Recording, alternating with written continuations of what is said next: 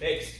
How's everybody doing? Yeah. Great. All right. Thanks for the introduction. You rock, brother. Thanks, Let's give it up for Doug. So, you guys are here. You took action. You could be anywhere else in the country, but you are in the seats right here in one of the coolest places I think I've ever spoken, ever. Like, this is a really awesome venue. And as you're sitting here in your chairs, you're listening to the speakers, you're seeing us up here and give you some really great ideas, I just want to acknowledge you for being action takers. And there's a lot of people that could have been here and they chose not to. So it doesn't matter whatever the reason is, but what matters is that you guys said, you know what, I'm going to take action, I'm going to say yes to my future success, I'm going to be in a room with other like-minded individuals who are all going to the next level. And here we are right now. So I want to welcome you. My name is Duane Spires. I'm with Martial Arts Success Team. As many of you already know, we've had great relationships over the last few years together, and I look forward to many more. And arguably right now, you know, times have been tough over the last couple months, right? Yes. But just as many people that say times are tough, and just as many schools that we're seeing closing down, we're jumping on the phone doing platinum one-on-one coaching calls and having people say they've had the best months out of their business's history. Not everybody, but there are some. So it's interesting. So what is separating people from having the best month they've ever had, not just the best month this year, but I'm talking literally, COVID or not, the best month ever, versus people that are literally shutting schools down and trying to find a new career path? Is it the goal? Raise your hand if you want to be successful. Okay, so the goal doesn't necessarily affect the outcome, does it? Let's think about the Olympics. Everybody wants to win gold, right? Everybody trains hard, right? Yes. Yes? Yes. Everybody has drive, yes? Yes. Just like you guys, your competitors also want to do well. They want to be financially successful. They want to change lives. They want to make an impact. But what separates you from them? What separates the people at the gold medal level, the people that are actually winning, versus the ones that are losing? Do you think mindset? Do you think who wants it more? They both want it. Who do you surround yourself with? They both have great training camps. What do you think it is? The amount of effort they put into it. The amount of effort? Effort. Close. It's their systems. It's their systems. James Clear wrote a book called Atomic Habits. Solid book if you've read it. Your life does not raise to the level of your systems. Your life falls or declines or goes down to the level of your systems. So the difference isn't how badly you want to be successful. The difference is not, oh, I worked hard today, I put in 8 hours, well, you need to put in 10. That's not the answer either. It's the systems that you're implementing. So when we go back and we circle back to Dan, who was talking earlier about hiring coaches or finding mentors, or at least copying patterns of people who've already done something successful ahead of you, what you're doing is adopting systems. You're adopting systems. Now, I want to start with a quick exercise here. I want to get to know you guys. I know you guys pretty well. I know you. I certainly know you. I shared some of the most expensive tequila ever that I've ever paid for with this man here. I'll buy next time. Yes, you will. But we're going to do a little exercise to learn more about ourselves, because anytime that I do a presentation, I want to give you tangible things that you can take back into your business to make money and change more lives. I also want you to leave a presentation that I give a different person. I want you to be an evolved or elevated person by the time you walk out of here. So, looking at this board right here, I want you to write down 1, 2, and 3. And we're going to ask ourselves the same question all 3 times with a different answer. The first question, or first thing I want you to write down is, I am a blank. Fill in the blank. I am a what? So saying this about yourself, how do you identify yourself? I am a what? Write it down. I want you to do the same thing for the second spot. I am a what? Write it down. Some people, they might say, I am a business owner. I am a health expert. I'm a mom, I'm a dad. Do it again for the third one. I am a what? Who has an extra pen? I do. Damn straight you do. I bought this. You were at our last mass I event. bought this the day I got back. We had a long talk. Do you have an extra piece of paper? I do, I can spare you. Thanks, brother. Oh, he's already got it, man. He's better than me. There you go. All right, awesome. Okay, so we've written down 3 identities that we see ourselves as. Appreciate it. Because I love you, Josh. Thank you. And this is important to me. I want to see you succeed. He just opened up a new 1,400 square foot location. Got a killer deal on rent. Less than $1,000 a month. He should be up here speaking. $1,000, Okay. So, what'd you write down? Give me an example. Basically, what'd you write down? I am a. So, all 3 of them? Start with 1. Okay. I put down, I am a smart kid. Okay, freeze. I am a smart kid. All right, what else? Close. Dan. I'm a winner. I am a winner. Leader, I am a leader. teacher, I am a teacher. problem solver, I am a problem solver. Who else? Let's go around. Extrovert. I'm an extrovert. Drew. I am a CEO. Good job. I'm an achiever. I am an achiever. I want you to look at your list because everything that you wrote down correlates with your behavior patterns. It correlates with your actions. Drew said, I am a CEO. He showed up today, dressed like a CEO, had extra pins, raised his hand quickly, has already answered questions. You are doing CEO level behavior patterns. The problem is about 6 months ago when COVID took over the country, many of us forgot this. We forgot who we are. We started letting the media tell us who we are. We started letting people in the industry tell us who we are. We started letting the people closest to us, that we trust, tell us who we are. And then, magically, what happened to our behavior patterns? They changed. They are correlate, they are exact to the way that you see yourself. The exact way that you see yourself. I am a healthy person. I do healthy person things. It's not hard for me to go to the gym because that's what I do.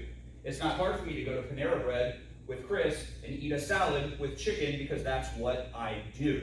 It's not something that has to be forced. Drew, you're a CEO. What do CEOs do? They take action. They Okay. build a schedule. Mhm. They become self-disciplined. Yeah. They also build teams. You're doing a great job at. So, post-COVID or during COVID, what are some of the shifts that we've been seeing in the mindset or identities of not you guys, because you guys are in this room, but other people that own businesses or schools? What are some of the shifts? Jim? They make excuses. They become excuse makers. What do you think, Mason? They get scared. Yes, they let fear control every part of their decision-making process. We're going to get into fear in just a second. When people face fears, we've all heard this term, right? Fight or flight. I want you to consider there's a third one. Write this down. Fight, flight, or freeze. Because a lot of people are frozen dead in their tracks right now, and they're wondering why they're not getting results. Fight, flight, or freeze. Now, I get it. You guys are tough. Martial artists in here, right? We like to fight. We like to spar. We like to move around. Oh, let's fight everything. Let's fight, let's fight, let's fight, let's fight until our muscles are so tired, until our brains are so tired, until we're beaten down and we can't fight anymore. And then we freeze. And we start losing the game. So I want you to consider that your identity right now can change. We're going to show you how. But also consider that your identity is just part of the story that you've created about yourselves. Now, for those of you that are in Mass, you've seen this document, you've seen this drawing, truth versus story. If you're not in Mass, some of you guys, I want you to write this down. Draw the 2 circles, put T and S. Now, what this represents is that there is a truth and there is a story, and they oftentimes overlap. We live in this area where it overlaps. We actually think that our story about what happened is actually the truth. So some people say, COVID, oh my gosh, we have to be scared of everything and we can't expand. It's a zombie apocalypse. That too. It's good thing you know how to throw hatchets. Other people say, COVID. People are closing down. We're going to get their students. People are closing down. There's more commercial space. It's cheaper space. COVID. Story 1 about being scared of everything is not empowering. Story 2 about we're going to take over the town. We're going to open up more schools. We're going to expand at a cheaper cost per school. We're going to inherit everybody's students that goes out of business. That's just a different story. So who's right or who's wrong? Now let's play a game. I'm going to do 3 things. I'm going to demonstrate 3 things, and I want you guys to write down your story about what happens. Okay, so here's the first thing that's going to happen. Ready? Write down what happened. Go for it. As quickly as you can, write down the story of what happened.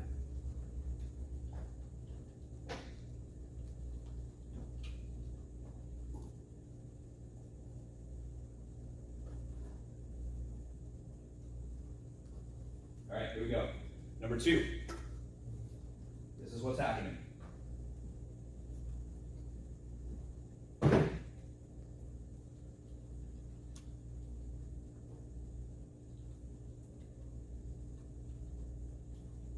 And number 3.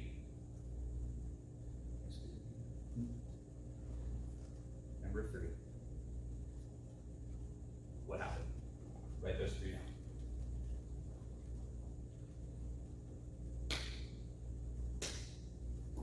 So here we are, all in the same room, all conscious, hopefully. Hopefully you guys didn't go out for margaritas during lunch at the taco shop. And we all witnessed the same 3 things. Marcy, what did you write down for the first truth? Duane walked over to the table, picked up the charger cord, and dropped it on the floor. Okay, Dan, what did you write down for the first one?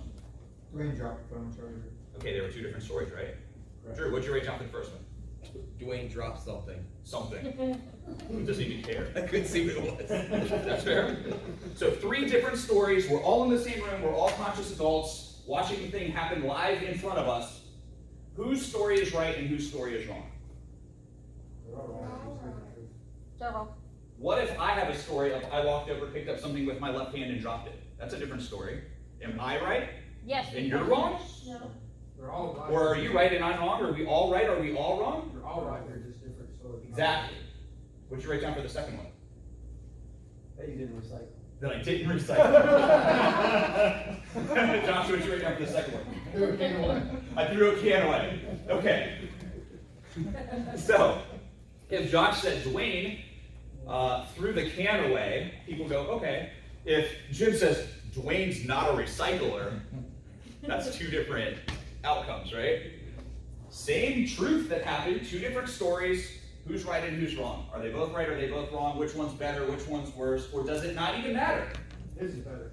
Could be. Should have recycled. Could be. So let's go to the third one. Nolan, what'd you write down for the third one, brother? Duane took a selfie of 2 people in the front row. I took a selfie of 2 people in the front row. What'd you write down, Gina? Capture memory. Captured a memory. Out of curiosity, Marcy, what'd you write down for the third one? Duane held up his camera, asked us to scoot together and took a picture. How is her story different than your guys if she was part of what happened? So here's the point that I'm making. Here's the point that I'm making. We all have the ability to create stories all the time about everything that happens. We have to consider that our stories could be right, or they could also equally be wrong or inaccurate. We could also change the story if needed. I'm going to give you a real life example. Take Dan, for example. He gets up here and he shares that one of his first memories was the SWAT team coming into his house, putting mom in handcuffs, and hauling her away, and then he ended up in foster care. Let's play a game, my friends. What story could, how old were you, by the way, at that time, Dan? 5 or 6. 5 or 6. What story could a 5 or 6-year-old create about that situation or that truth? What story could he have created? That the SWAT team or the enemies. Yeah, the SWAT team's the enemy. Cops are the enemy. What else could he have created? Mason. My mom was kidnapped by bad guys. My mom was kidnapped What else could he have created? What's another story that a 6-year-old could have come up with? Thinking of another. Kevin. I'm broken because my parents aren't there for me. I'm broken. I'm not good enough. But instead, what story did you create? I'm a winner. Yeah, I've been through some shitty stuff in my life. Nothing can break me. I believe. You get that? So there's something that happens to each and every one of you all the time, and you have the choice to create an empowering story that lifts you up, or you have the opportunity, which most of us default, and create something that limits us. We create these limiting beliefs or these limiting stories. We see this with students all the time. You ever have that kid that walks into your martial arts school, hides behind mom's leg, and mom goes, oh, he's shy. She is creating his identity in front of him at that exact moment. He grows up believing it. How do you think his behavior correlates with I am shy? How does his behavior correlate? So it's a self-fulfilling prophecy. Yeah, he becomes that. Okay, Lane, I love you. You said earlier, oh, I don't have much time left. I'm 58. Hopefully that's okay that I said that out loud, by the way. If you identify as I am 58, even though that's numerically correct, okay, if you identify that and you place the story of that's old, your behavior correlates with old. You get that? I'll share a story about that with you really quickly that's impressive. So, many of you know I'm a competitive shooter. I'm very passionate about it. Actually, Ron, we've had the opportunity to shoot together many, many times and compete. It's a lot of fun. You guys should try it. And this year, at one of the big national matches, the gentleman who won, who destroyed everybody, was almost 60 years old. He won his first national championship back in the 80s. And he just won again. And he mopped the floor with guys who were in their early 20s that are faster than him and arguably more agile and stronger. He crushed them. One of my shooting coaches, I have a coach for speed and I have a coach for accuracy, coaches. My accuracy coach, who's my age, I'm 39, he said to me the other day, he goes, man, after, the guy's name is Rob, after Rob won, he's like, I realized my shooting career is not going to be over in the next couple of years. His identity shifted because of something he observed. So prior to that, his identity was, well, I'm getting old, I'm kind of on this slope, I'm going to start giving up. His training is going to start to decline, his commitment's going to start to decline, or he goes, oh my God, this guy that's almost 60 just won this national championship. I could be just like that. I still have 20 more years, easily. You guys get that? It's a story, yes? Okay. So here's the thing. I want you to create new and improved I am statements. You can say, I am a school owner. What's more empowering than saying, I am a school owner? What's a level above that? Doug over here, he embodies that.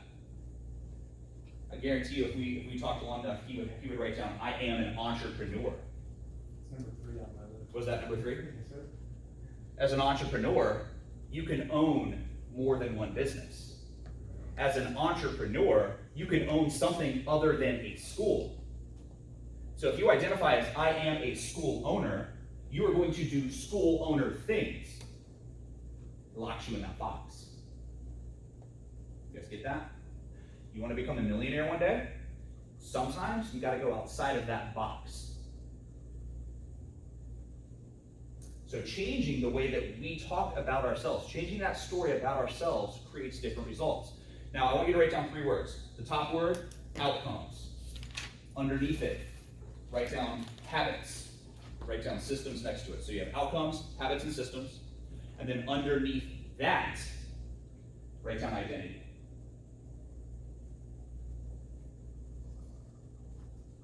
Outcomes are what you get in life.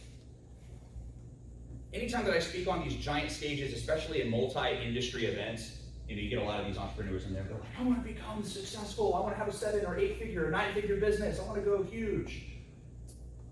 They talk about the outcomes. They rarely talk about the systems to get there. So they think that by identifying the outcome that the future is going to kind of mold into that, but that's not the case. We all want to be successful. We have to identify who we are being. So for example, let's use Mason. Mason, do you have a clean room at home? Not necessarily what Okay. you call. This is a perfect example. So we could say, hey Mason, you've got a goal, buddy. Your goal is to have a clean room, right? He could go home, he could clean his room, and when he achieves his goal, he feels good, right? So we're going to put down clean room. This is, by the way, an example for everybody. And if you have a dirty room at home, then this will be an exact example for you. I mean, my floors are good, but it's just like my cabinets and stuff. Okay. You have cabinets in your room? Yeah. Pretty cool room. Right. So he can achieve the goal, and by him achieving the goal of getting a clean room, does that change who he is? Yeah. Not really.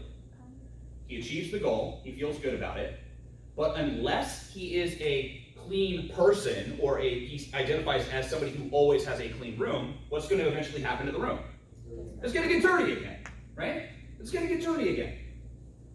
You guys in your business, you have these up and down cyclical registration periods where you guys are on fire. When we have mask events and you guys come to Tampa, Florida, and you're there with us for 3 days, we are brainwashing you to realize the next level. We are brainwashing you to go, you know what, you can do way more than what you think you can. And then you exit Tampa, you're on fire, you're absolutely crushing it. The people who continue to crush it for the rest of the year are people who have identity shifts. They see themselves as a successful person. Successful people have successful behavior patterns. If you go to that event and get motivated and pumped up, this happens a lot at Tony Robbins events, you go there, you get jazzed up, you're ready to rock, but if you don't have a transformation, or if your identity doesn't shift, the motivation starts to do what? It wears off, it slows down, then you get the same predictable results that you've always had. And then you become a seminar junkie. You gotta go to every event and read every book, but you never actually have a transformation. So you get the same results. So then the question is, how can we change? How can we finally have that change where all of a sudden everything lines up, business is easy, it's going to the next level, COVID or not? Like I said earlier, people are crushing it right now. How can we change? This brings us to the next part of this presentation. I want you to write down on your paper, success is simple. Success is simple. Now, you've been in math for a while. Simple equals scalable. If something is simple, you can scale it up. If it's complex and you have to hire all these experts to work for you all the time, it's going to make things so much tougher and more difficult to go forward. So simple is scalable. And keeping things in the spirit of let's be simple, let's be successful and create a ton of success, you have to focus on the 1% improvements.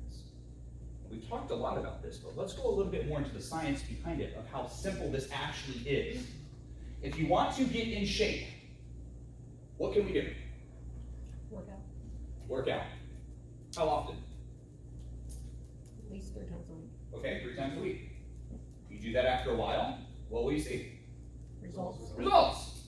Okay? Or on the flip side, if you don't work out at all, 3 weeks, 3 months, 3 years later, what kind of results are you going to see? The opposite. It's guaranteed, right? If you save more than you spend, what is your financial default future ahead of you? We'll have more money. You're going to have more money. Or, on the flip side, if you spend more than you save, you're always what? In debt. You're always going to be broke.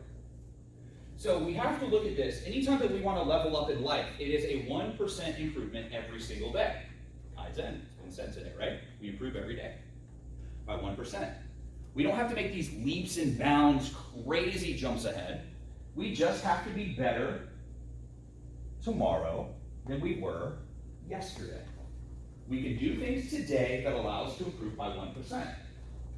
There are so many of you, and you might believe me or you might not, and it's okay. There's so many of you that hold yourselves back. I see it. I coach a lot of you. I see when you hold yourselves back. It's all up here. It all changes with your mindset. It all changes the moment that you say, you know what?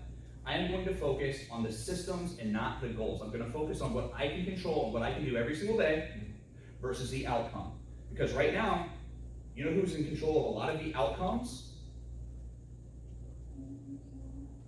Who's in control?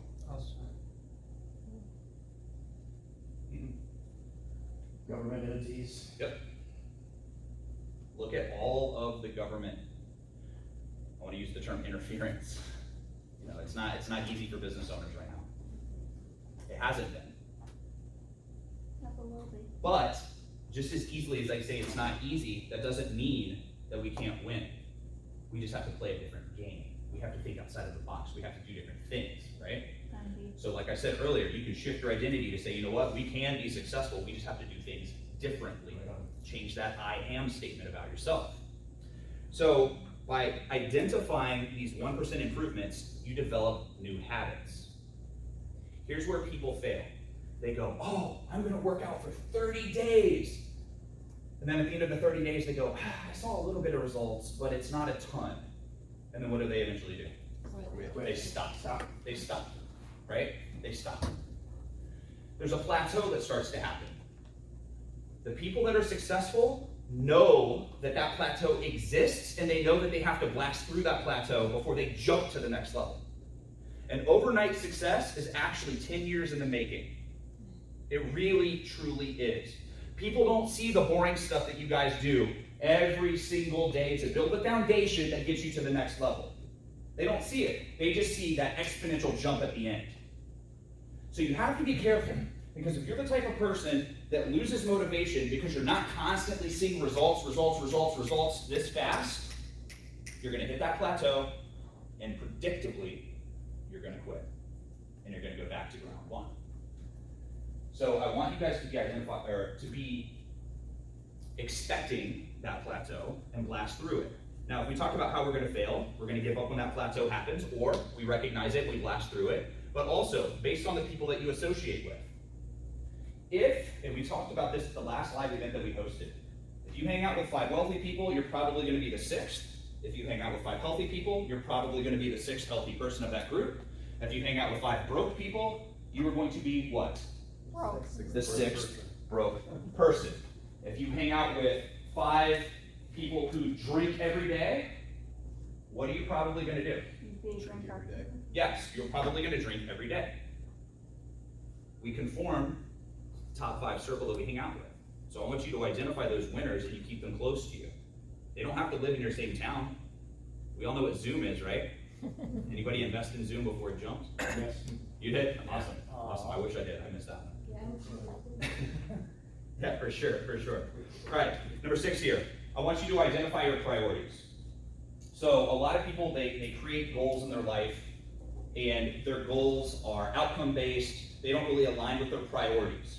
What is most important to you? This is an exercise that I want you guys to do right now. I want you to write down 1 through 5, and I want you to write down, if your life was ideal, what are the top 5 things that would have to exist for you to really say, you know what, I really love the way things are going right now? What are those top 5 things for you? I'm going to write mine down as well. And if you're stuck on this, it's okay, because these are not regular conversations that we're having. I like to call these 7-figure conversations. So write down your top 5 priorities.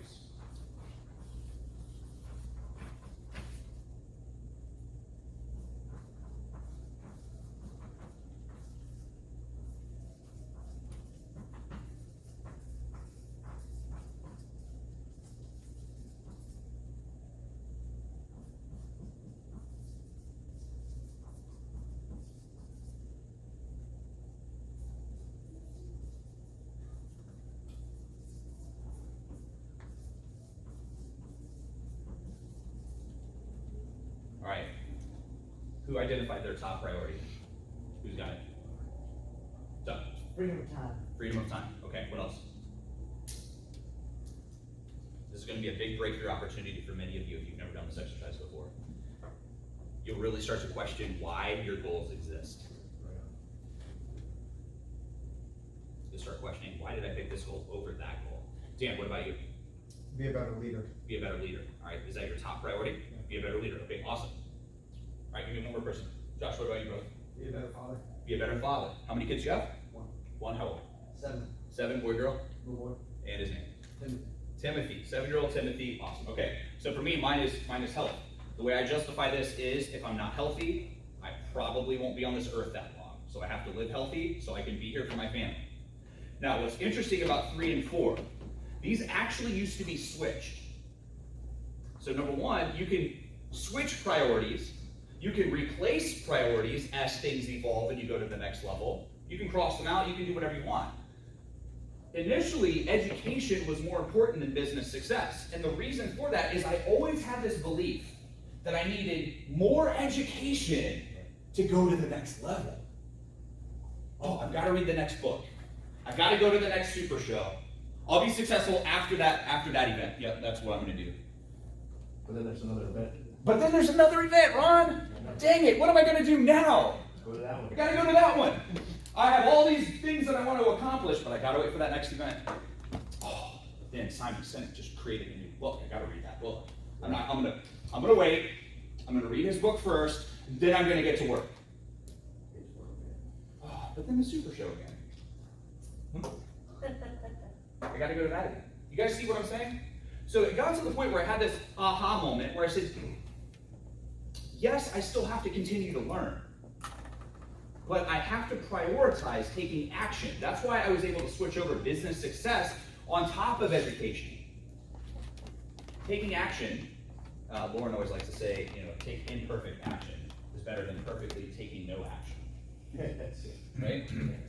So you got to take action on this stuff. That's going to separate a lot of people in this room right now. Don't just talk about it. Don't have goals for the sake of having goals. If that's your priority, your goals will align with it. Fourth, for me, is education. Fifth is training and hobbies. When you align your goals with those priorities, it's easy. It's easy, right? If health is a priority, it's easy to go to the gym. If health is not a priority, then you have to force yourself to go to the gym. So then all of a sudden we have to ask ourselves the question, well, what if I want to go to the gym, but I freaking hate going to the gym? And I do have to force myself. And it sucks that I have to force myself. What do? You do it anyway. Is that the answer? You do it anyway, and then what? Keep doing it.